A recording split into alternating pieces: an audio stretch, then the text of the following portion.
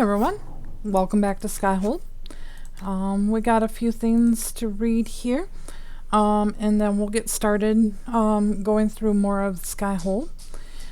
King Alistair Thren was crowned the ruler of Ferelden after the end of the Fifth Blight, and is considered a hero among his people for having fought against the Darkspawn as a Grey Warden. He is one of the few known to have ever left the Secret Order.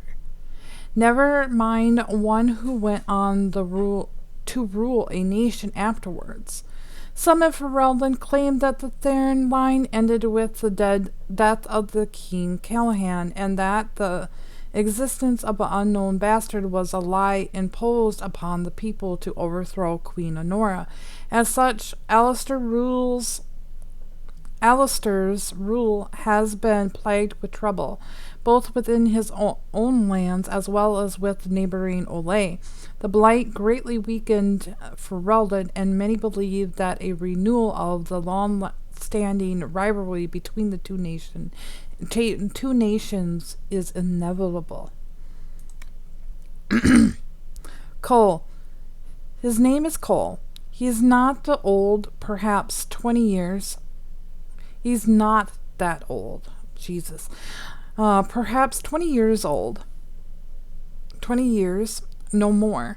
He has blonde hair that hangs in front of his eyes. He wears dirty leathers, perhaps the only clothing he owns. He was there when you found Ray's in the temple crypt, but you couldn't see him. Nobody can, and those who do forget him, just like you are right now. Remember the dream. A letter Elegy wrote by former Knight Captain Aveline de Bassar, found in a spire in the aftermath of the Mage Uprising. Inquisitor, if you believe that this Cole truly wishes to help the Inquisition and can be trusted to do safely, I'm willing to give him a chance to prove himself. As Solus insists that he is a spirit made manifest in a form of a young man, not a demon possessing an unwilling victim, I concede that he may not be malicious. Nevertheless, Cole's abilities concern me. I would ask Liliana to have him watch, but most of Skyhold seems unable to see this spirit, or remember him even if informed of his existence. The servants complaining about odd occurrences, items misled or moved to strange locations, but have thus far been unable to see or remember the person responsible. Such actions appear harmless thus far, but I remain vigilant. Cassandra. Cole appreciates the Inquisition helping those who are hurting and in need. Corypheus. Let me tell you what I know about the Seven, those Devenger mages said to have entered the Golden City long ago. Each was a high priest to one of the old gods. Each came to the ritual shrouded in secrecy. Hiding their true name even from each other, they were competitors. You see, the old gods told them they would break into the Golden City and usurp the Maker's throne, but only one of them could sit on that throne. Each assumed a little title related to their role in casting the ritual. Some texts claim they had a leader, the High Priest of Dumont, called Corypheus. He did not rule this group, but instead conducted it, coordinating their efforts to achieve a magical feat never since replicated. They breached the Fade, walked physically in the dreams, and changed our world forever. Perhaps these Sevens were the first Darkspawn cursed by the Maker, as the Chant of Light tells us. Perhaps not. One would think these managers long dead, but there are whispers this is not so. Think, if you will, what might become of their minds of such beings, corrupted by the blight cast down from prideful folly, simmering in resentment and darkness for over 1,000 years. Oh, where would such a men live? Who knows of them? For someone must, if whispers perish. What secrets do they yet hold, and what do we do? Should any one of them return to the light? With luck, these are the questions we'll never have to answer. From Questioning the Chantry by Minister Verbus Argorn. Ooh, excuse me, guys. Goodness. I hope that wasn't loud.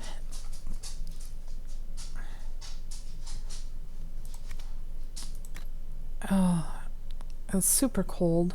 Still, I turned up the heat. Hopefully that'll help. Those who sought to claim heavens by violence destroyed it. What was the golden and pure turned black. Those who once had been mage lords, the brightest of their age, were no longer men but monsters. 30s 12:1. Sin was the midwife that ushered the darkspawn into this world. The Manisters fell from the Golden City, and their fate encompassed all the worlds, for they were not alone. No one knows where the darkspawn come from. A dark mockery of the men. In dark places they thrive, growing in numbers as the plague of locusts will. In the raids, they will often take captives, dragging their victims alive in the deep roads, but most evidence suggests that these are eaten like spiders. It seems darkspawn prefer their food still breathing. Perhaps they are simply spawning by the darkspawn. Certainly we know that evil has no trouble of perpetuating itself. The last bite was in the Age of Towers, striking once again at the heart of the Devinter, spreading south into Olay and east into the Free Marches. The plague spread as far as Ferelden, but with the withering and twisting of the lands stopped it well beyond our borders. Here, darkspawn have never been more than the stuff of legends. In the northern lands, however, particular Devinter and the Andethels, they say darkspawn hunt the hinterlands, preying on outlying farmers and isolated villages, a constant threat. From Ferelden Folklore and History by Sister Patrine, Chantry Scholar. We also know that from DAI that they take captives to make them into brood mothers as well. Presley, whatever you do, don't get too close to the Red Templars with the giant lumps on their backs. They can spit lyrium. You can actually see it growing before they fling it at you from their palms. One hit Henley in the face. He'd have a mass of scar if he hadn't been there to heal the wounds as we plucked the stuff out. We started to beat it down with some spells, and their air went sour. I felt sick like you do when you're around too much raw lyrium. Laura almost passed out. I grabbed her and ran. With luck, the thing found better prey than us. I never loved the Templars, but seeing them mutilated with lyrium doesn't give me any cheer. I don't understand why they are inflicted this on themselves. Jana. Research. Damage against the Red Templars increased. Let's see. Those who have sought to claim heaven by violence destroyed it. What was the golden and the pur turned black? Those who have once been mage lords, the brightest of their ages, no longer men, but monsters. 30s 12:1. Sin was a midwife that ushered the darkspawn into this world. The Manisters fell from the Golden City, and their fate encompassed all the worlds. For they were not alone. No one knows where the darkspawn come from. Okay, we just read that.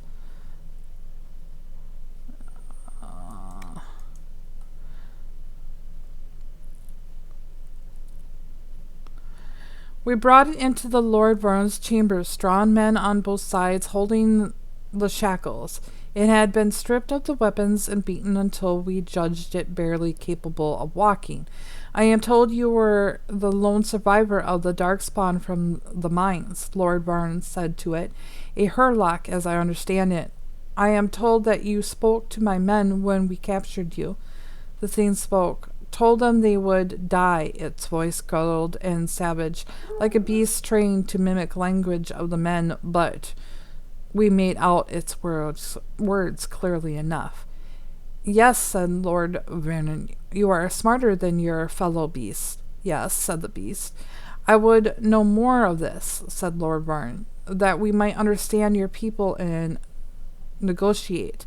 You will, said the beast. Your men beat me until their knuckles bled. My blood mixed with theirs. Soon they will hear the song. Soon their blood will burn, and I will lead them. The men all looked to their hands, for the bloody sickness of the darkspawn was known to us. When they did, the beasts wrenched the shackles from their grips. Then it was upon Lord Varn, holding him by the throat. There is no talk, it said. No negotiations. You will die, your world will die. Now you understand. It snapped Lord Varn's neck and killed 4 men before we finally killed it. An expert from the Blighted Codex, a classified collection of studies of the Darkspawn, held safely in the Imperium Library in Menthrathis, available only to members of the Masterium.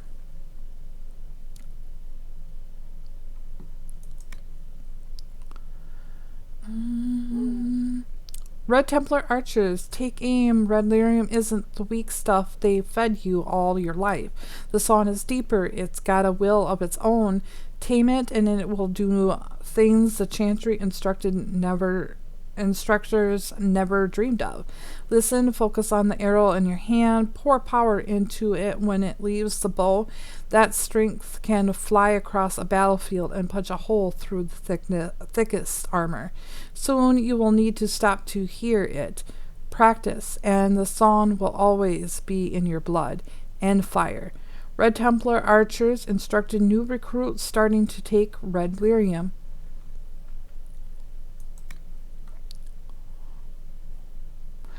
Do you remember when I was tracking some mages hiding in the mountains? I found those Red Templar heretics attacking them. The Templars turned on me as well. The soldiers looked like normal men and women, but they rained down blows so hard it numbed my arm through my shield. It took me 3 minutes to kill just one, and he only stopped when I cut off his head. That's when I saw their leader, a huge, misshapen knight. He made a gesture, and a streak of light streamed from him into one of the soldiers. Red lyrium burst through the soldier's back. He changed into some kind of thing that made the mages all sick. I still don't know how we survived. These mages are children and frightened scholars, hidden from the war after their circle fell. Still, it was one of them wasn't a healer. I had lost my sword arm. Letters from a Templar knight who left the order to her husband.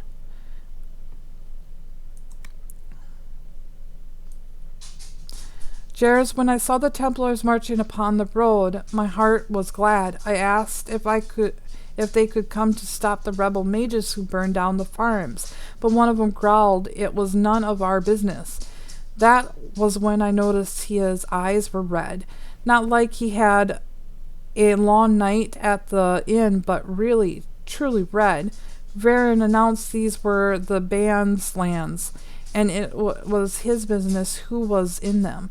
The Templar bastard cut him down without a word, 12 of us against 3 of them, and we never got a strike past their shields. They are stronger than any man I've known. The Templars swung full tower shields of metal like they weighed nothing. We had to run. Tell the band to seal the castle gates against any visiting Templars. Letters from a guardsman employed by Ban Harkwood. At first I was only suspicious. Some of my brothers and sisters were acting strangely, spending time in the company of those who only days earlier we hadn't even given a passing glance. I would enter a room and they would all be sitting together, talking in hushed whispers, and then they would stop altogether. I felt my intrusion keenly and withdrew, wondering how it was that I was not included in this group. Was there dissensions in the Templar ranks? Were they speaking of rebellion against the seeker of truth? I could not fathom it, so I kept my peace. Then I saw the lyrium vials Sir Randall kept in his gear. It was accidental, as he had them wrapped in the dark cloth and immediately covered them when I entered his quarters. But I did. They were red, not blue. Again I held my tongue. Now I wish I had not. More and more of my fellow Templars stop talking when I walk into rooms. There is little talk of continuing our hunt for the rebel mages. There is little talk of anything at all. I see the red vials they wear openly around their necks, no longer hidden. They are stronger than the rest of us, and it suddenly seems as if proper blue lyrium has become rare. Shortages, they tell me. I saw Sir Randall this morning, and his eyes were red.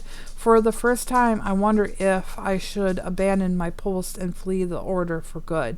From the Journal of Sir Catelyn of the Order of the Templars, 941 Dragon. The Red Templars are exactly what they sound like. They are Templars who have been fed red lyrium, and the results are precisely what happened to Meredith and Kirkwall. It improves their powers, grants new ones, and increases their strength beyond that what a human body should bear. Over time, red lyrium will turn them into beasts. Crystals will grow inside their bodies, even, I am told, sprouting through their heads.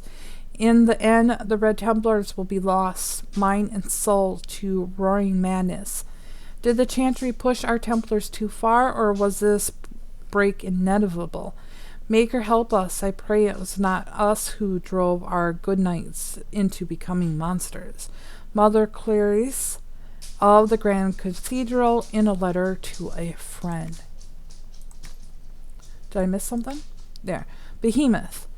We could have held off a battering ram, but the behemoth, it took the gate off at the hinges. Then it screamed. Not a roar or a growl, a scream, all rage and pain. As I drew my blade, all I could think was, there's a Templar in here. Somewhere in that thing was a brother or sister of the order. Every fiber of my soul was crying out to them. But whoever it might have been, whose ever son or daughter, they were lost to us, swallowed by the corruption and lies. I helped the only way I could, the only way any of us can. We must end their suffering, and, Maker willing, we must try to remember them as they were. From the reports of Knight Captain Vinard, Tactical Considerations for the Inquisition. Okay.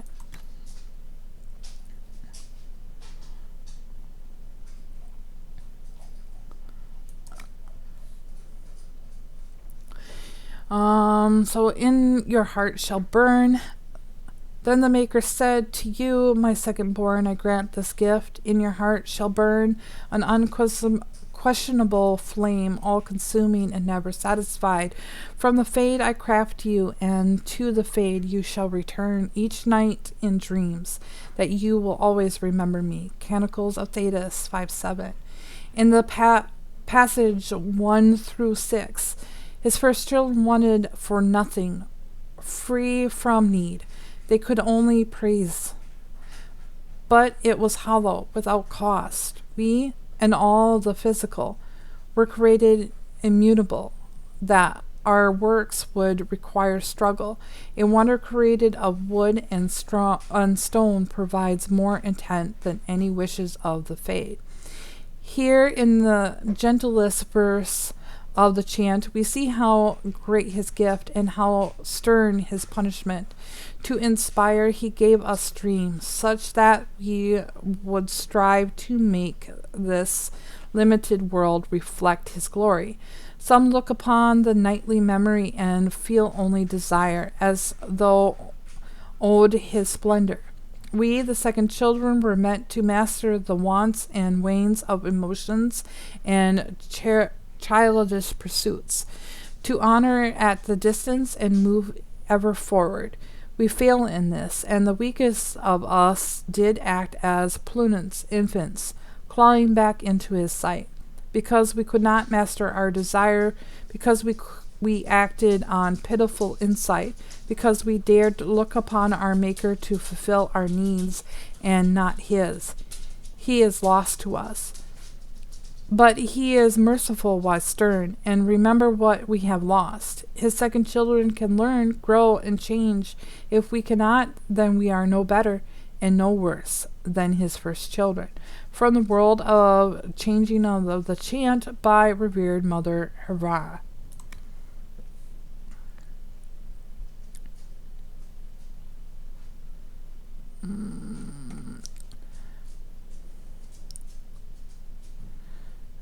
Okay.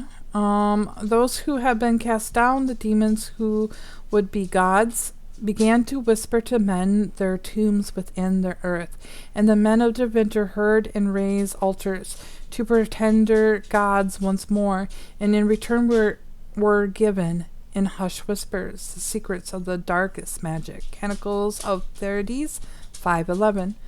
The fifth stanza of Therides is complete retelling of the creation story appearing in stanza 1. The authors are clearly different, with notable disagreements on the nature of spirits and the ultimate causes of the second sin. The stanza lays the blame for mankind's corruption squarely on the old gods rather than on a flaw inherent to human nature. Therefore, historians believe a Deventer author, perhaps even an Archon Hazarian himself, wrote it. In the 11th verse, we see this illustrate most clearly. The demon who would be gods can be no one but the old gods. They are created here not only with approaching the golden city, but with gifting the secrets of magic to humankind.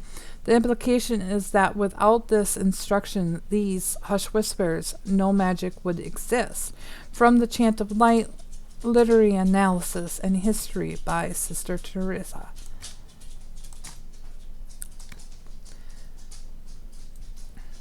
Deep roads. There isn't a dwarf alive who remembered the deep roads as they once were. They were the networks of tunnels that joined the tag together. To be honest, it isn't even the right to give them such a simple term as tunnels. They are works of art with centuries of planning demolished in the geometry of their walls, with the statues of paragons that watch over travelers, with the flow of lava that keeps the deep roads lit and warm.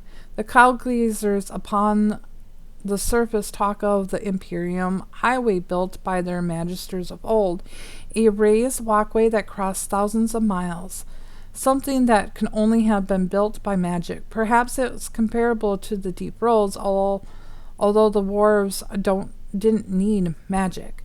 I suppose it doesn't matter anymore. The Darkspawn ruled the deep roads now. When Orzammar sealed off the entrance to the deep roads, abandoning everything that laid out there, we handed over the kingdom that was to those black bastards forever.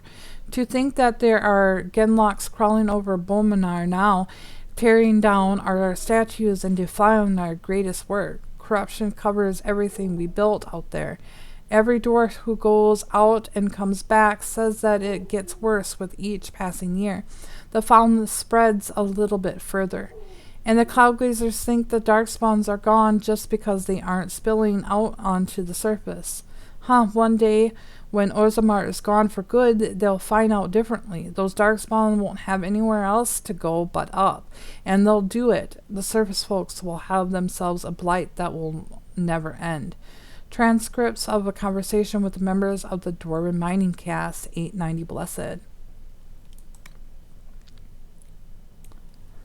Skyhold, a page from an enchanter's journal, scorched to the near illegible.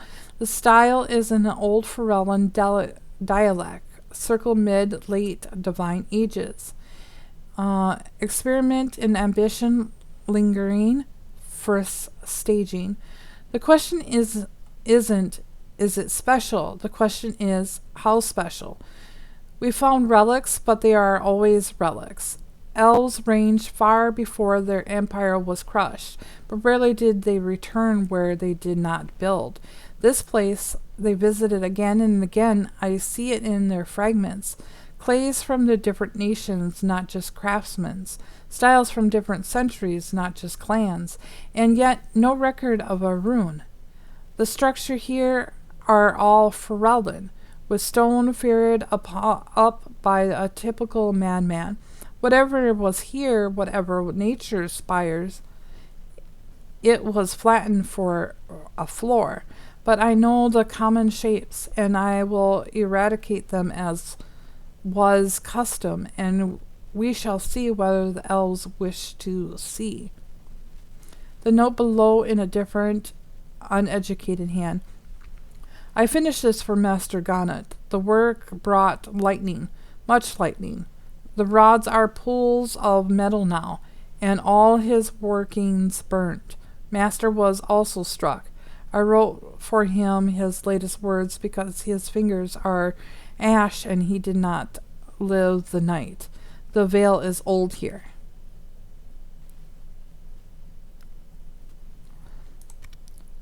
And we're not reading those. All right.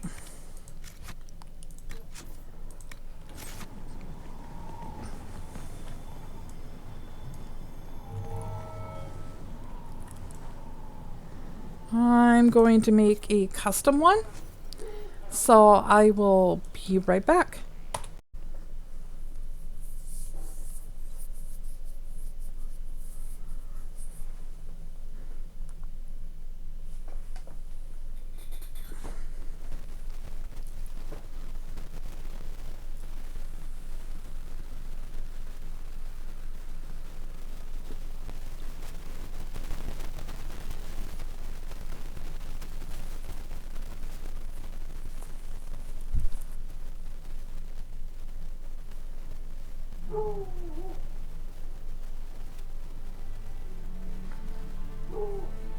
Inquisitor, meet Hawk, the champion of Kirkwall.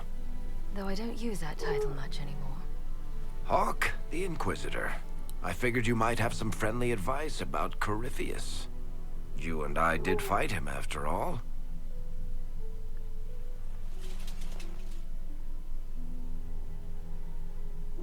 Impressive view. Reminds me of my home in Kirkwall. I had a balcony that overlooked the whole city. I loved it at first.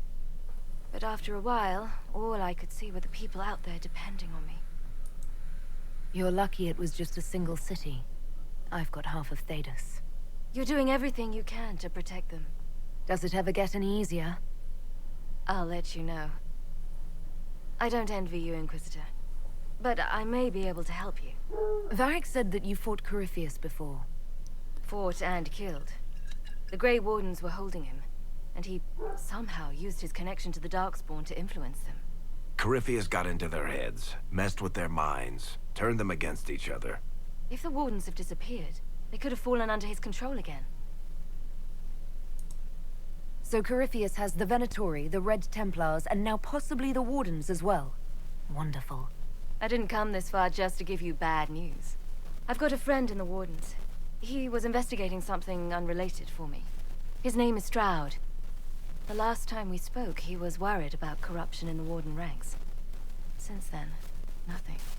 Corypheus would certainly qualify as corruption in the ranks. Did your friend disappear with them? No.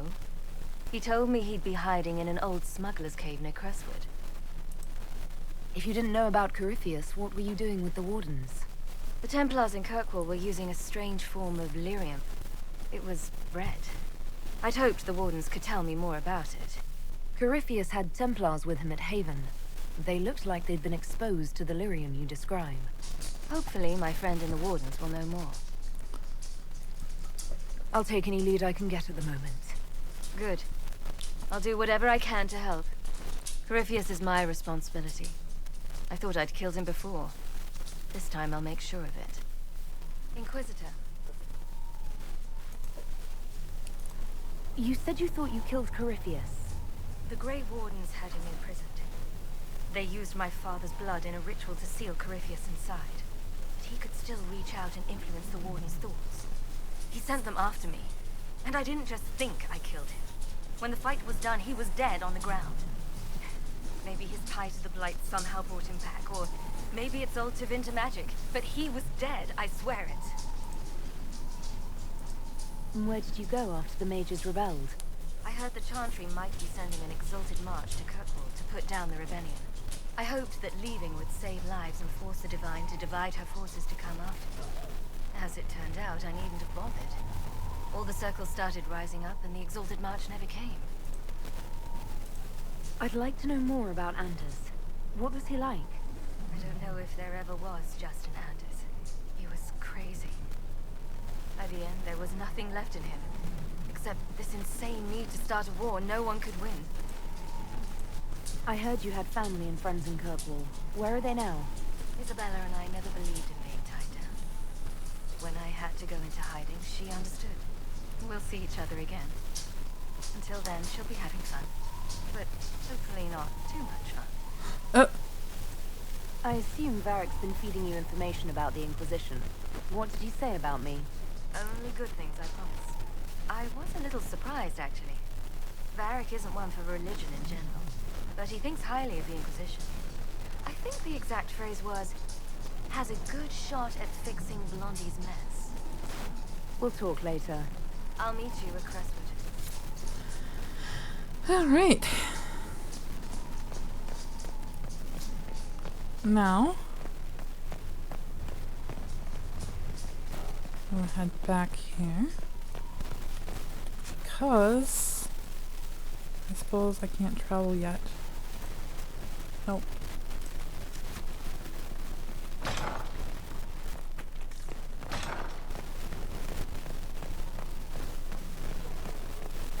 Majestic. How is a place like this ever lost?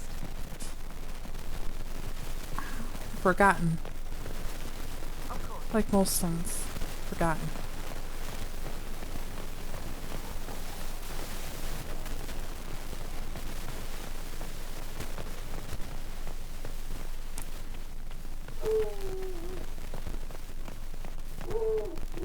Oh, Mercs. Every time.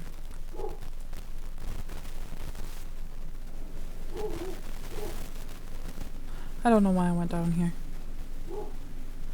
I really don't need it.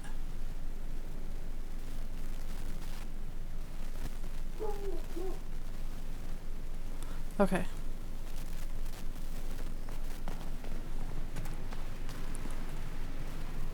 Nothing, like I thought.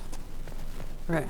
We have to go to the war room and talk to Josie first before we come back here, and then I'm going to craft a lot, and I probably will stop recordings by that point. I've made some inquiries into the Imperial Court. The sooner we deal with the threats to the Empress, the better. The political situation in the Empire is dangerously unstable. It will complicate matters. Everything in the Empire complicates matters. It's the Orlesian national pastime. Turn your nose up at the grand game if you like, Commander, but we play for the higher stakes, and to the death. The Court's disapproval can be as great a threat as the Venatori. We must be vigilant to avert disaster. Exactly what do you mean? How is it more dangerous than usual? The Empress is in the middle of a civil war. Her cousin, Grand Duke Gaspard, seeks to take her throne by force. Leliana reports that a group of elves has been sabotaging both armies, drawing out the hostilities. Orlais holds Tevinter at bay. All of Tedas could be lost if the Empire falls to Corypheus. Celine is holding peace talks under the auspices of a grand masquerade. Every power in Orlais will be there. It's the perfect place for an assassin to hide. Does Celine know about the threats against her? Can we send word? I've sent messages to the Empress, but it's impossible to know if she's received them. I'll arrange for an invitation at your discretion, Inquisitor.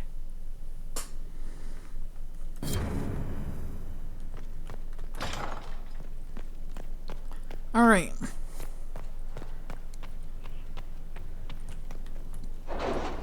Let's do a bunch of quests here. So much to do.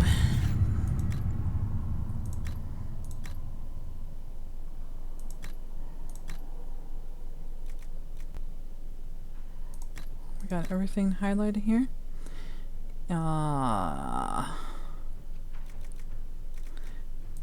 Yes, please. Can you arrange what we discussed earlier, Ambassador? I found the money. The Inquisition will compensate the families of those we lost at Haven. Thank you. According to Dorian, while most Devinter mages are not Venatori supporters, they will also not raise a finger to prevent the Venatori from wreaking havoc in the south. There are some, however, who seek cult for what it is, and they're trying to expose it. A Manister contact in Qantas by the name of Maris Telly is attempting to introduce a law in the Imperium Senate which would see Venatori actively sharply curtail in Tevinter. Dorian suggests that the quiet Inquisitor's support of Manus will be beneficial and ultimately could drum up support from other Manisters fearful of Corypheus' represent. Tevinter is a land where secrets are weapons. Let's arm this Magister against... beyond reach of the Inquisition. Yes. And it is not good. Magister against those who would oppose her vote. They have contacts in Tevinter, although not many. Still trading a few could help with it. Let's do Liliana. Let's see what we have. My Lady Inquisitor, consider as your support has been, I'm saddened to report my motion died on the Senate floor, although I am hardly surprised. My fellow magisteriums don't enjoy the thought of having their freedom limited in any fashion. That was, however, hardly the point of the motion. It was a statement that needed to be made, and your support allowed me to make it far louder and clearer than I ever would have on my own, so thank you. With any luck, this will draw support from those who feel as I do. It will also draw fire from Venatori cultists still in the shadows, but I say let them come. I will not back down in the face of such fools. I am sending along a few things which I hope aid your efforts, and we'll see what more I can drum up. Give my love to Dorian. The poor boy is such a hothouse orchid. He must be wilting in the cold. Magister Mavius Tillini. Tiny. Tevinter resistance. I received some news from Maris.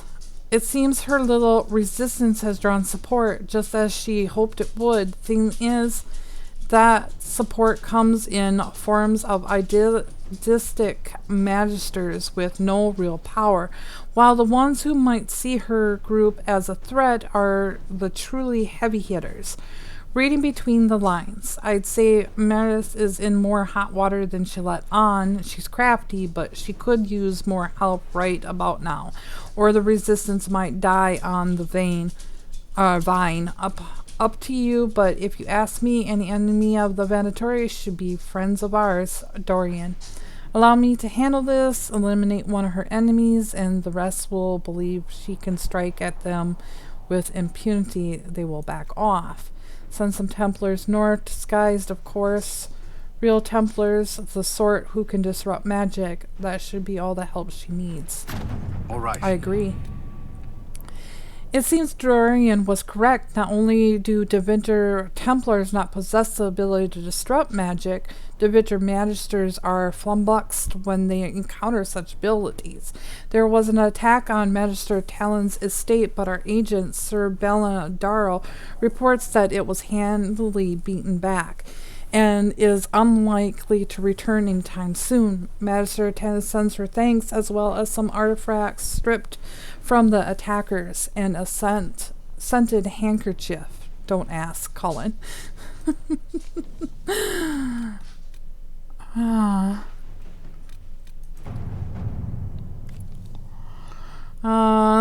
Expert from Rector's reports. Do you know this sign? A triangle pointing down, two wavy lines through it. Look out, spotted in the chalk on the ruined wall close to one of our outposts. A curiosity inquiry into the symbols reveal nothing. Archives are still looking into it. Argent thinks she saw the symbol or something very like it, scrawled in a ledger belonging to the Comtesse de Bard. A sweep was done as he ordered. Almost every outpost of ours has been marked in the same manner. Many believe we are being watched. To what end, we do not know. What about a decoy outpost set up near a trade route and watch carefully? Someone decides to take their piece of chalk, will have them. I could follow up on Argent's lead. The Comtesse de Bar is reclusive and remains steadfast neutral in all matters, but I'm certain I can find a way to gain her cooperation. So let's do a decoy. A spy report. Post setups along the Imperial Highway, obviously to guard trade routes and facilities, persuade spies for the Inquisition. Eyes on all approaches. Fourth night, a caravan carried refugees made camp nearby for protection.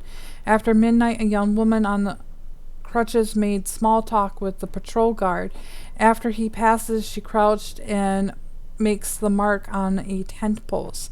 The woman pretends for half an hour to know nothing.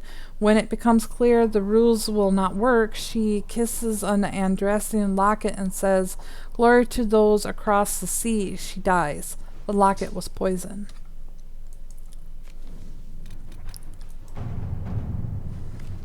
Okay. Based on the revelation at Haven, the Venatori operation reports a darkspawn believed to be the Magister Corypheus. Threatened assessments of possibility Venatori has been realized as vital. Duke Tanis Penagos rules the Navarre city of Hunterfell, a formerly military hero who prided himself on open-minded attitude.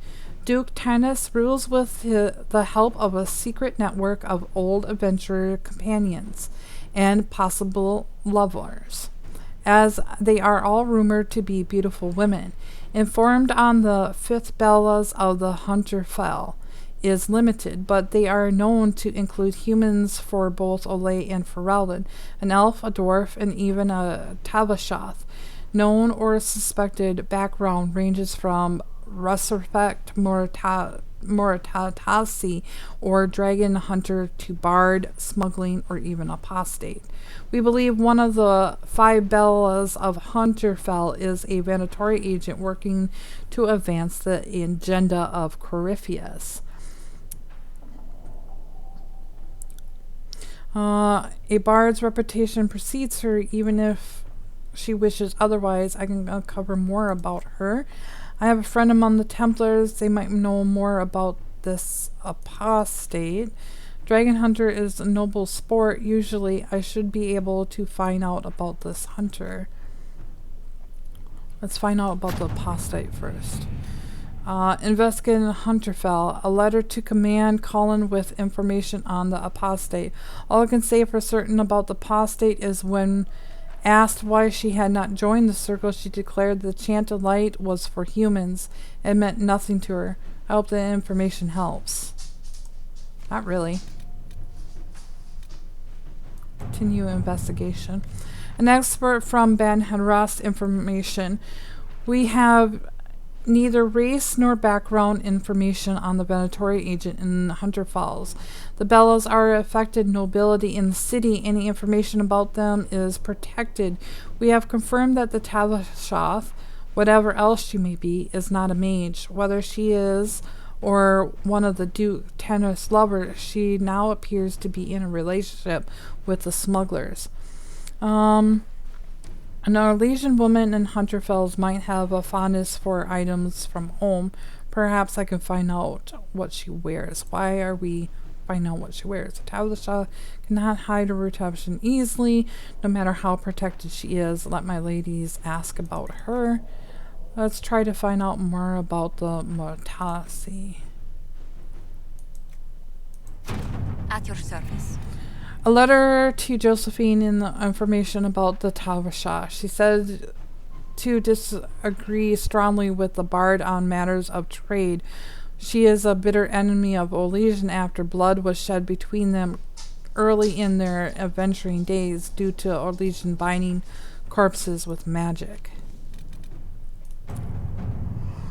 Oh my god. I have no clue. I never get this one right. I don't know.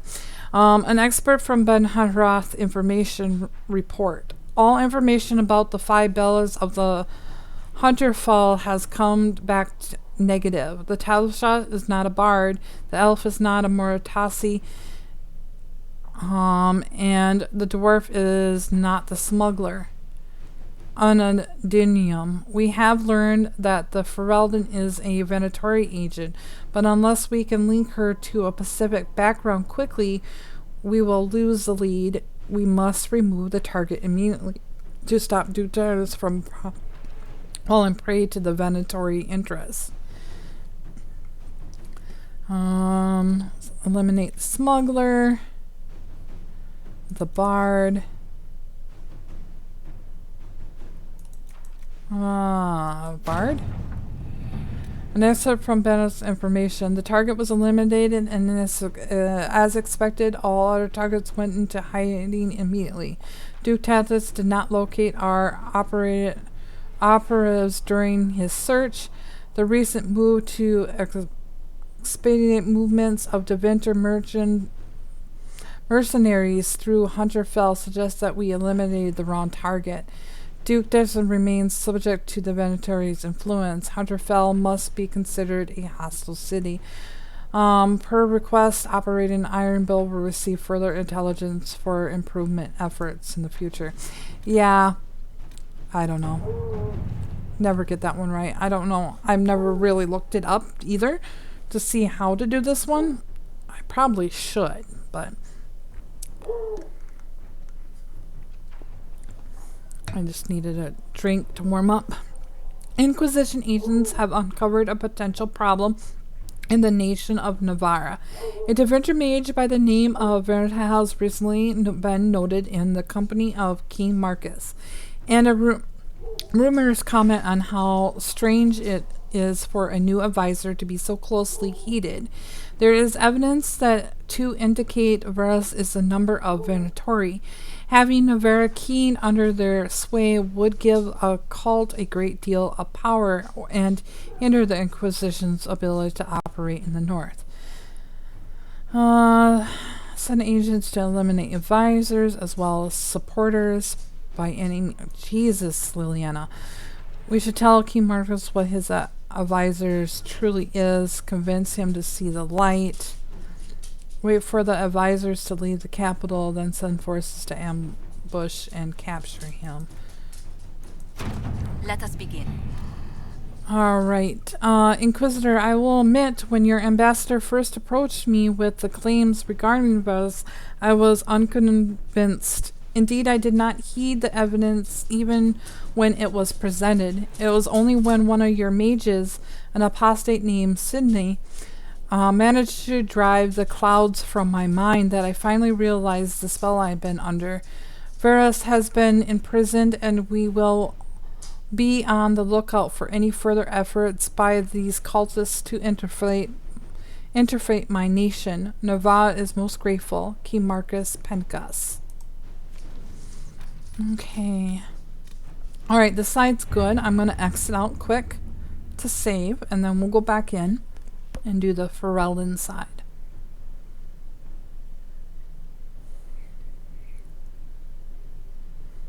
Come on.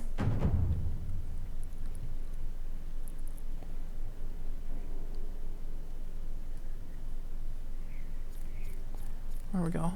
Dorian approves. That's good. Dorian approves again. That's good. Perfect.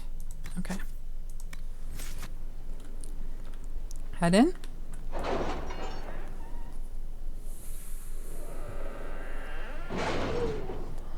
Miss Morgs. You're driving me crazy.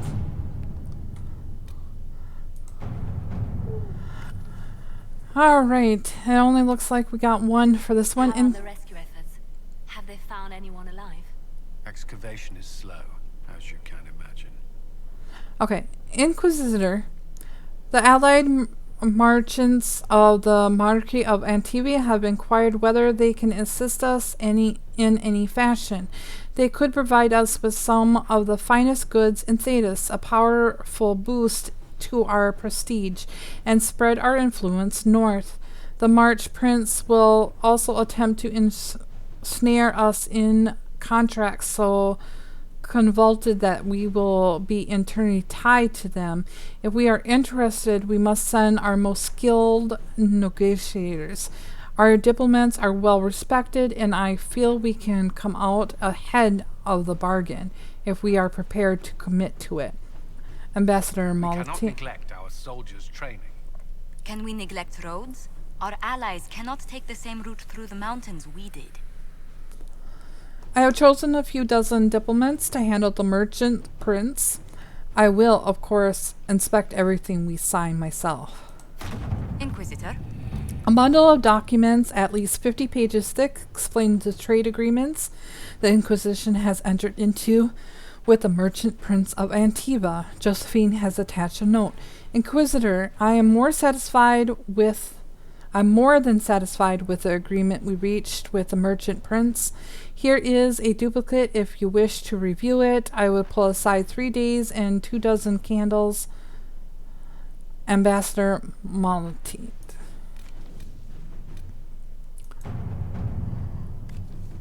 Dalen, I would not trouble you normally. You have enough on your shoulders fighting ancient Devinter magisters while representing your people. Unfortunately, the rifts that plague this land have spread chaos and fear among them, and many seek to take advantage of it. Bandits are attacking Clan Levanon. The raiders are well armed and heavy armored, and they come in numbers our hunters cannot match. We had settled in a small unclaimed valley not far from Wycombe, a safe place with a few rifts, but these bandits may force us to seek a new home. If your Inquisition can help, you might save our clan much hardship. Dr. Sherrell, Keeper and Attorney, Levalian. They seem too powerful to be mere balance. My skirmishers can harness their flanks and give the Danish a chance to retreat safely while I uncover the truth. The Duke of Wycombe is an Inquisition ally. It's odd for him to let bandits so close to the city. Perhaps he could help the Dalish. No simple bandits would attack a Dalish camp with such force. My troops can give the Dalish much needed support. Commander, our troops made a good time to walk and enter the valley in force. The Dalish were greatly surprised to see Inquisition soldiers coming to the fight on their behalf. But when we broke the line of the attacking bandits, the Dalish were quick enough to fight by our side. Our combined forces killed most of the bandits and drove the few survivors away. I doubt they'll be coming back, though they were indeed well armed. Duke Antonio Welcome offered his gratitude for dealing with the bandits and gave the Inquisition his hospitality while we were near his city. He has promised to ensure no further harm comes to the Dalish while they are near Wycombe. Lieutenant Rosa Chamberlain.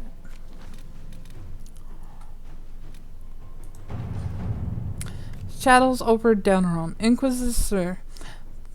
First things first, an apology. I would offer the rebel mages safe harbor in the Ferelden only to have them drive my uncle out of his own town. So I'll admit I wasn't in the best of moods when I first met you. I didn't want everyone out of Redcliffe and didn't care who was responsible for what. Now I wish I had done otherwise. Isn't that always the way? These cultists, Venatori, I think they're called, we have them in the royal palace, or so I'm told, like rats, but with magic and nasty sneers. I don't know what they're up to, but I need to find them and drive them out. Since the Inquisition knows all about them, I'm hoping you'll help. Something, grateful something. Wait, did you just write that? Your scribbles do this on purpose, don't you? Keen Alistair. I have just the agent in mind for this. Allow me to send her to Denham to quietly hunt down the Venatori spies. Send forces... no. Inquisitor. Well, that was bracing. A pitch battle with evil mages disguised as kitchen servants, fireballs flying and swords flashing. It brings back old times. I won't be eating anything coming out of those kitchens for a while, let me tell you. I wonder if they were going to poison me. Nasty little cultists. Anyhow, I'm grateful for the Inquisition's help. We wouldn't have found them without you, Keen Alistair. You're most welcome. Ruffles. First off, you play a mean hand of Wicked Grace. Second, the leader you dug up for me on finding these Belaford guy in Kirkwall is starting to show some promise.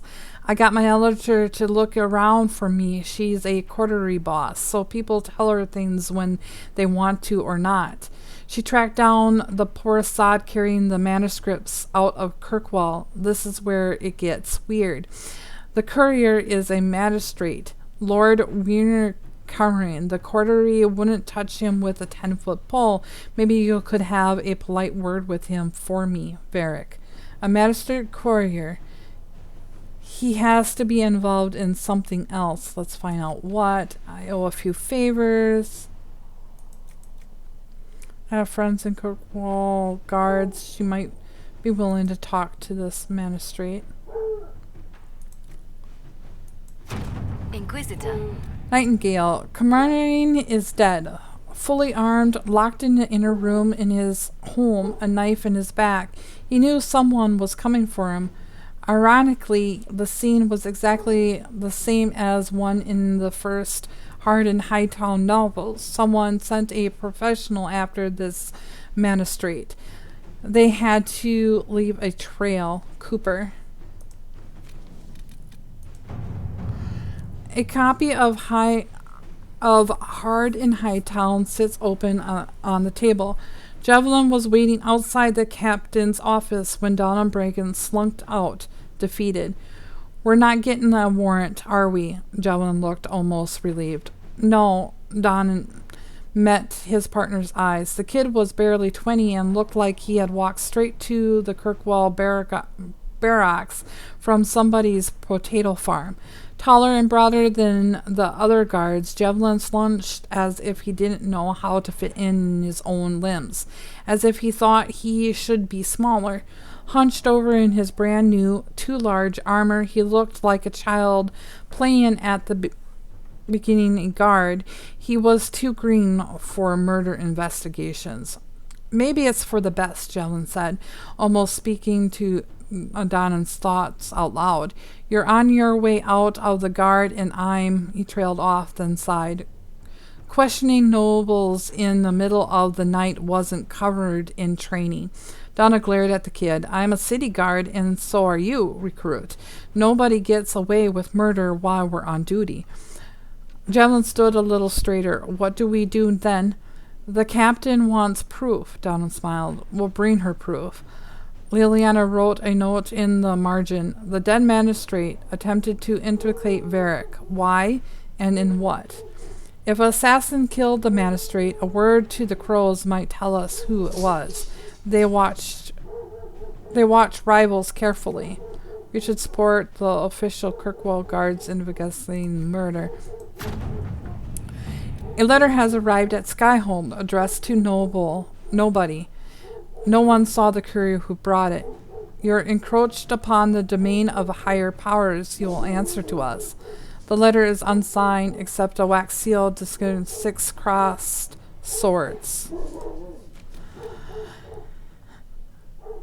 Oh, I'm not expecting anything. I don't know why she's barking. Neighbor, maybe. Skyhold was incredible potential for rune crafting and master crafting smithing. It's only we had a gifted minded to gain a full benefit. The war and the Venatori have claimed many experts, but we have located an arcanist with great skills and reputation for humbling first enchanters in both Australian and imperial circles. 2 assassination attempts and at least 1 explosion. have made landholders reluctant to allow her passage through the territory. It will take significant effort to bring her from Tenerville, but the Arcanist will be invaluable to the Inquisition. Let's bring her to pass the bar passage. They must know she's there. They will not. Alanis can over. No, Josie.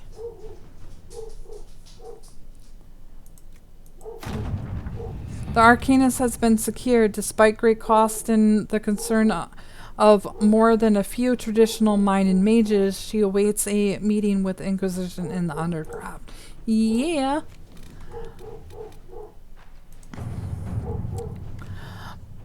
Power for price. A formal document impeded figure. It is time. The Inquisition commands a small kingdom. It is time to exercise the weight of her influence. There remains uninvolved and uncommitted lords and ladies, bands and arls, where they could not be engaged with blight or passion. They can compel through mercenary means, but there must be displayed. Make it known that the Inquisition has weight and the boons and the specializations of power will be open to you. Thereafter, she needs not to carry influence. She simply buys it. The esteemed fairness of the represented. Do not display will show your reach by simply being where it is most beneficial. A grand march, it'll show the weight and show the legion that you command. A feat of your own.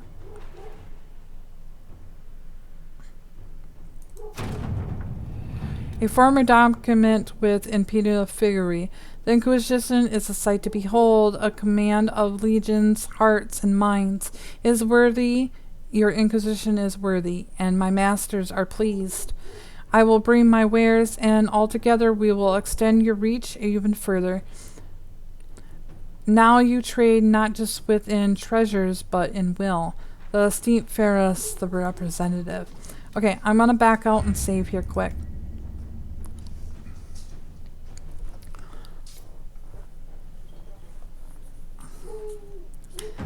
I'm also probably here gonna stop recording just for a moment to see what she's barking at. Cassandra approves. Nice.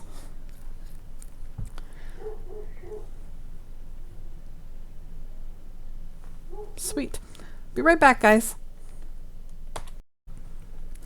Alright. That was impossible. She's out barking at squirrels.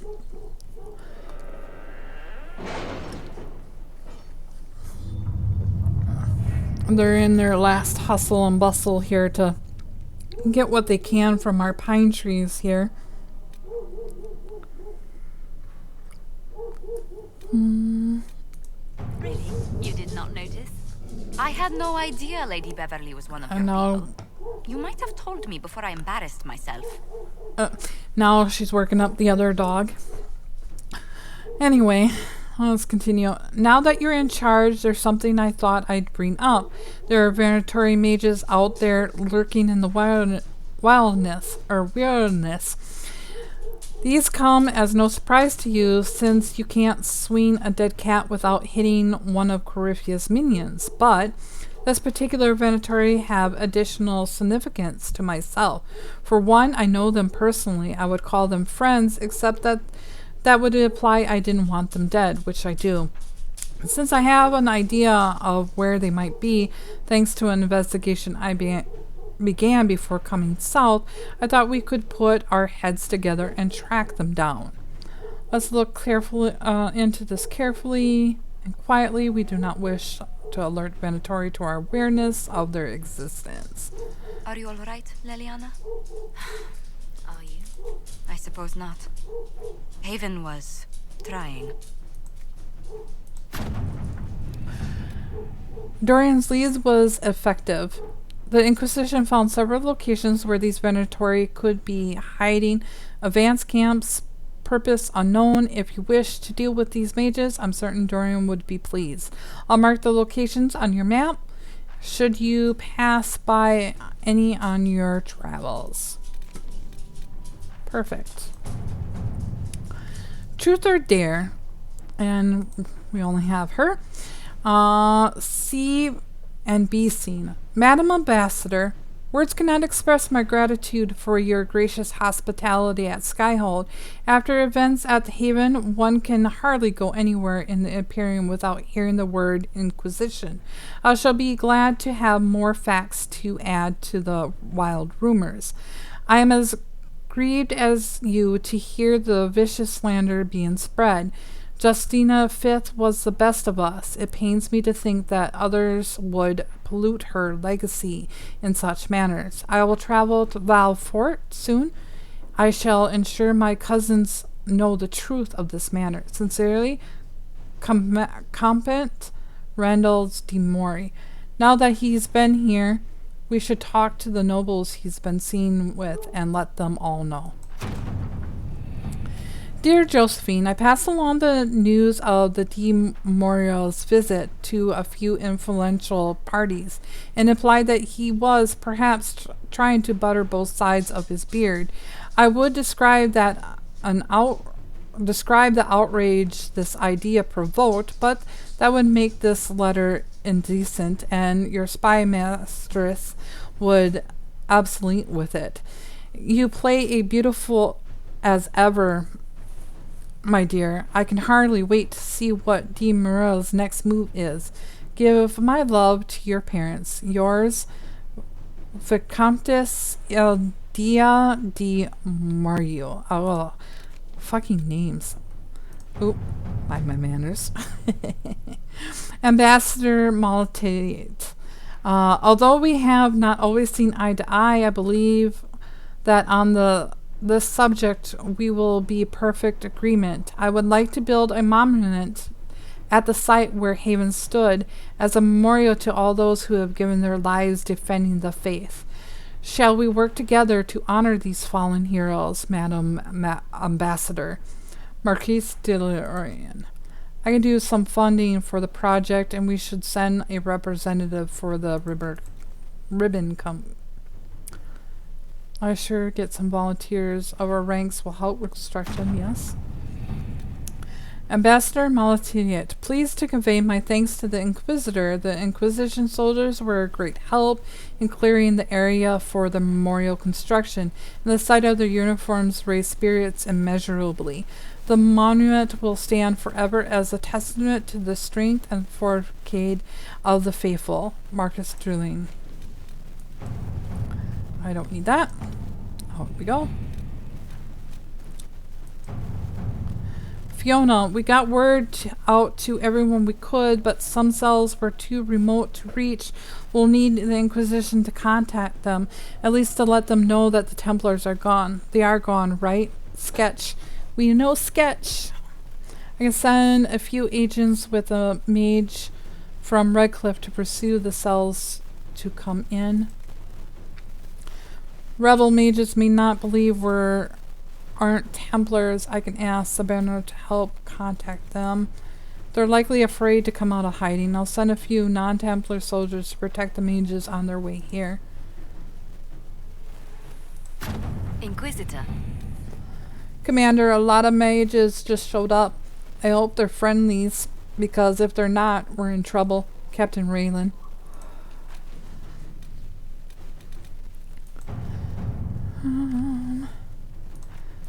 Yeah, why not? I like extra supplies.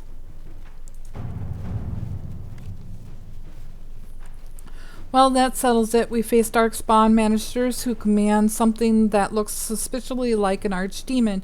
I defy anyone to tell me this is no blight. We have Blackwall's treaties and we have cause. Thetis will require little persuasion. What we need is information. Grey One's influence may loose everyone's tightest lips. Information and concepts are well enough. Inquisitor, but gold scarcines and more. I don't want. We need to bolster our forces. Let me conscript more soldiers. Yes. We have our first group of recruits. I will continue search for more. Now the tricky part. Training. Yeah? Inquisitor. The demons that fled Fairfall redoubt left signs of its passage. It appears to be some sort of shapeshifter. Witnesses have described incidents of fiends acting strangely or being in two places at once, that sort of thing. The charges have experienced hunting demons. Say the word and we're on it. Lieutenant Cremisius. The charges know what they're doing. I can pass information and send them off to the hunt. Well, words and the noble guards were impossible. The hunt should be much easier. Yes. Inquisitor, the demons was clever enough to impersonate everyone from Seeker Pentecost to the chief to even me at one point, but we caught it and put it down. There wasn't much left on the body after we killed the thing, but it has missives with useful information. Most of them confirm what we already knew. The Elder One's planning to kill Empress Selene and march an army of demons across Olay, but I'll pass them to Sister Liliana regardless. The demon also held some items the Inquisition might find handy. Hope they help. Lieutenant Cremisius. Alright, that should be it. Oh, I see one more up here. How in the world did you sneak in here? And it looks like Josie's the only one. Inquisitor. Motivinter and Navarre were fighting against Venatori entrenches along their borders. The battles show no signs of ability happening until the Inquisition sent soldiers who pulled victories out of seamlessly immersible defeat. Both sides have attempted to claim this portion of land in the past. Both are attempting to do so again. Only presence of our soldiers prevented them from beginning a war. We cannot allow this to happen for the moment. Each side is grateful enough to listen to our advice and most convincingly convince them to send armies home. I will pass on both sides, call upon all flavors to do this. Ambassador Montier. I fear the situation between Navarre and the Venter will deteriorate. We must persuade, decisive, and swift. Let us begin. Inquisitor, through the efforts of hundreds of negotiators, allies, and a few personal contacts, Navarre and De Winter have gruely issued orders for their soldiers to return to their respective cities. The contested lands has been split down the middle. We have averted a war today. I will add nothing more, for there is no higher reward to ask for. Proudly, Ambassador. All right.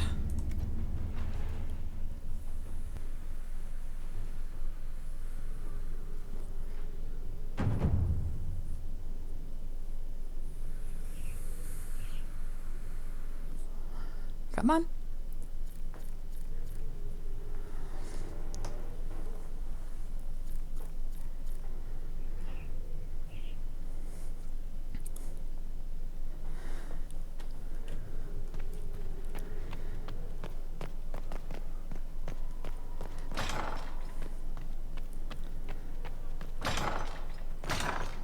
It is time.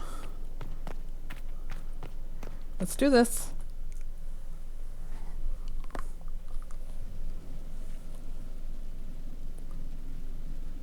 Inquisitor?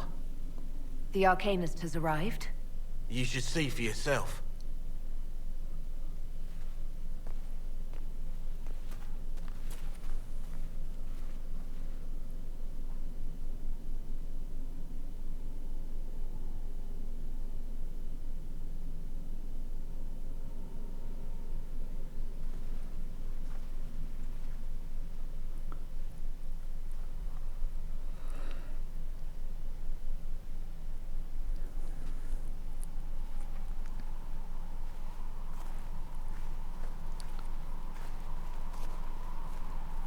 Hello there.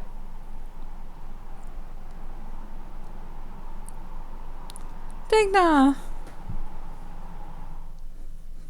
Well, don't just stand there slack-jawed. Let's figure out what you need. You're the magical advisor? Oh, you're The Inquisitor. I'm Dagna. Arcanist Dagna. It's an honor, your worship. Is that it? The hand anchor mark? It's pretty.